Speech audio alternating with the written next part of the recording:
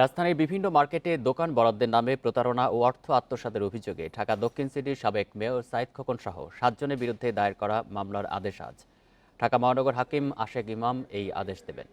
গতকাল ব্যবসায়ীরা সাইদ খোকনের বিরুদ্ধে মামলাটি করেন। মামলায় সাইদ খোকন সহ 7 জনের বিরুদ্ধে অভিযোগ আনা হয়। আসামি করা হয়েছে দক্ষিণ সিটির সাবেক প্রধান রাজস্ব কর্মকর্তা ও সাবেক উপসহকারী প্রকৌশলীকেও। এদিকে মামলার পর সাইদ খোকন দাবি করেন, বর্তমান মেয়র শেখ ফজলেনুর তাপসকে বিভ্রান্ত করে সুযোগ নেওয়ার উদ্দেশ্যেই ব্যবসায়ীরা তার বিরুদ্ধে মামলা করেছেন। আর মামলার বাদী ব্যবসায়ী নেতা দেলোয়ার হোসেন জানান, হুমকি ধমকি দিয়ে সাবেক মেয়র খোকন তাদের কাছ থেকে হাতিয়ে নিয়েছেন কোটি কোটি টাকা। গত 8 ডিসেম্বর থেকে ফুলবাড়িয়া সুপারমার্কেট 2-এ নকশা বহির্ভূত দোকান অপসারণে অভিযান শুরু করে ঢাকা দক্ষিণ সিটি কর্পোরেশন। অভিযান চলাকালে মালিক কর্মচারীদের সঙ্গে কয়েক দফা সংঘর্ষ হয় পুলিশের।